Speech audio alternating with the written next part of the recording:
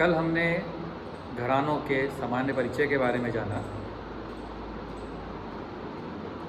आज सर्वप्रथम ग्वालियर घराने के बारे में हम थोड़ी चर्चा करेंगे। ख्याल गायन के जो विभिन्न घराने हैं उनमें ग्वालियर घराने को सर्वश्रेष्ठ माना गया है। शब्द पे थोड़ा ध्यान दें, माना गया है।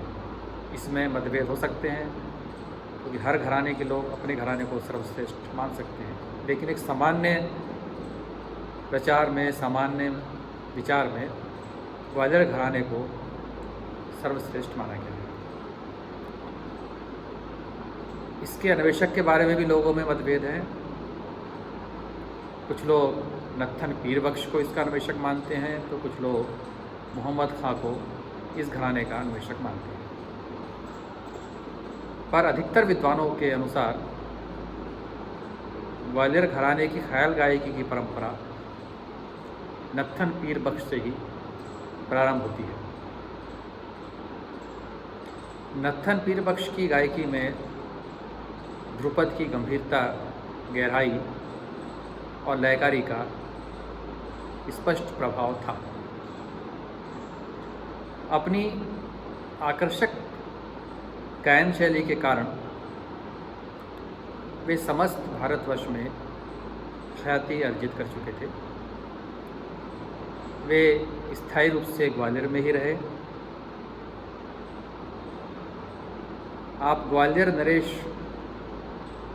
उस समय के जो थे, श्री दौलत राव सिंधिया, जिनका समय 1794 से 1827 के बीच का माना जाता है, इनके दरबार में नत्थन पीर बख्श गायक और संगीत शिक्षक के पद पर नियुक्त थे।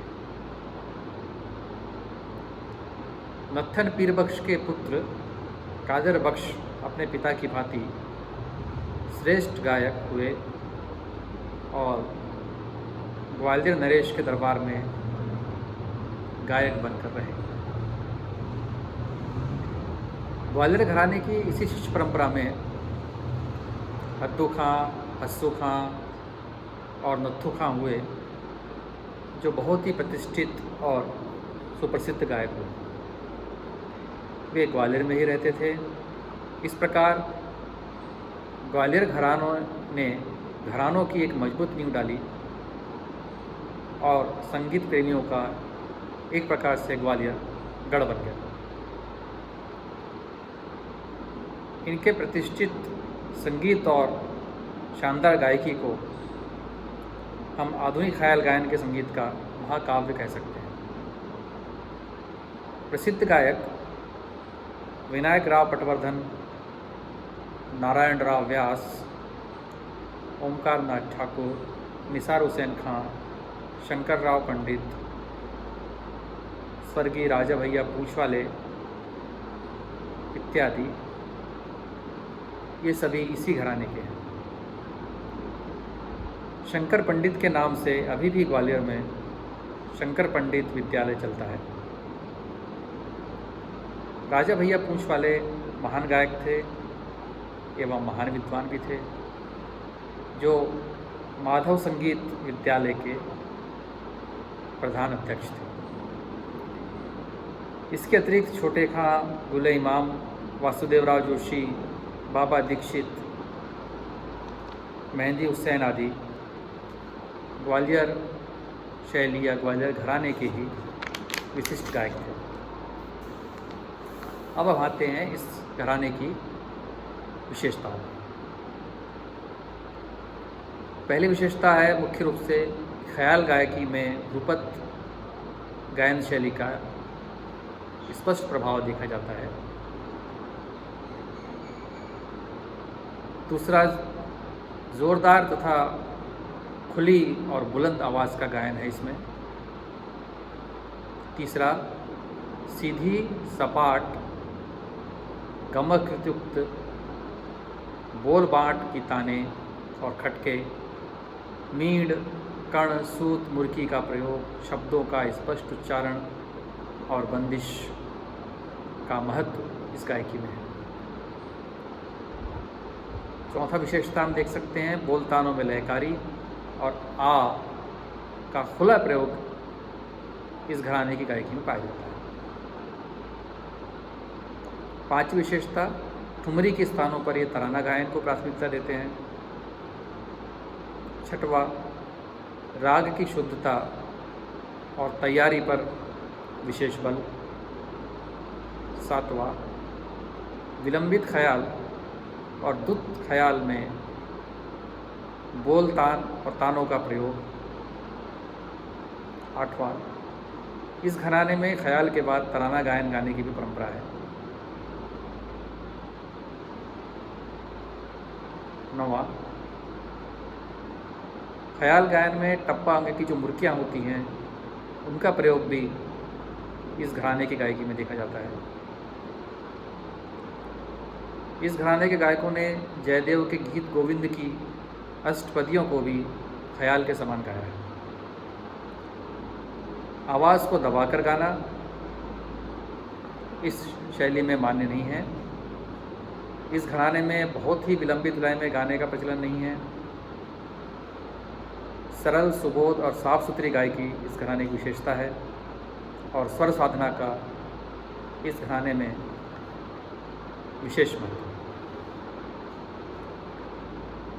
ग्वालियर घराने में अधिकतर एक ताल, तिलवाड़ा, आड़ा चार ताल, त्रिताल और झपताल का प्रयोग किया जाता है। इस घराने के अधिकतर गायकों ने अपनी विशेष गायकी का भी निर्माण किया। इसका प्रमाण हमें पंडित ओमकारनाथ ठाकुर, पंडित विनायक राव पटवर्धन एवं पंडित डी.वी. पलुस्कर की गायकी में मिलता है। इन सबका घराना एक था, परंतु गायकी में अलग अलग व्यक्तित्व की छाप भी देखी जा सकती है।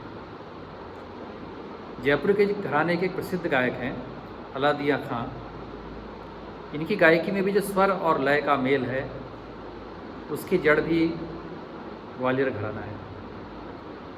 अलादिया खां स्वयं इस बात को पुष्टि करते हुए कहते हैं, हमारी गायकी में लय की जिस डोल की, जिस खिलाड़ीपन की तथा आलाप और तान में पाए जाने वाले जिस पेचदारपन की आप लोग इतनी इज्जत करते हैं, वह इसलिए है कि हम मुबारक अली खां ग्वालियर की गायकी को याद करके गाते हैं। श्रद्धेय डॉक्टर कृष्णराव पंडित ने दिल्ली में आयोजित सेमिनार में कहा था कि आज सारे देश के अधिकांश घराने ग्वालियर घराने से अपना संबंध जोड़ते हैं, जो लगभग सही है। हम इतना ही कह सकते हैं कि ग्वालियर घराने से ही अधिकांश घरानों का जन्म हुआ और ग्वालियर घराने की गायकी को ही आदि माता का स्थान प्राप्त है। इस दृष्टि से संगीत की लगभग सभी प्रणालियों की गंगा भी इसे माना जा सकता है।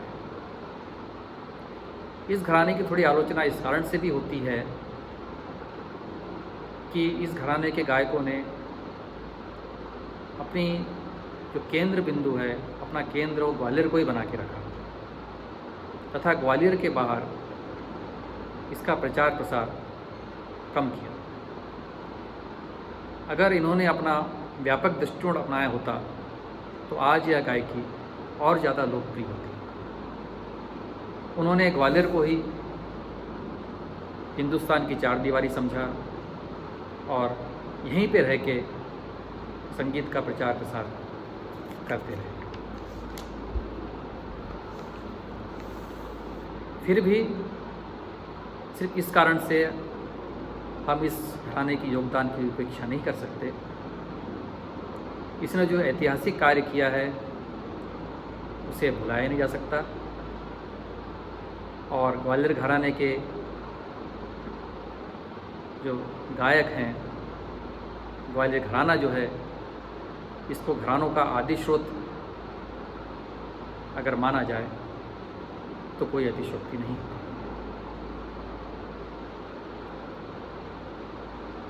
कल हम इस व्याख्यानमाला के तीसरे पार्ट में जयपुर घराने के बारे में चर्चा करेंगे।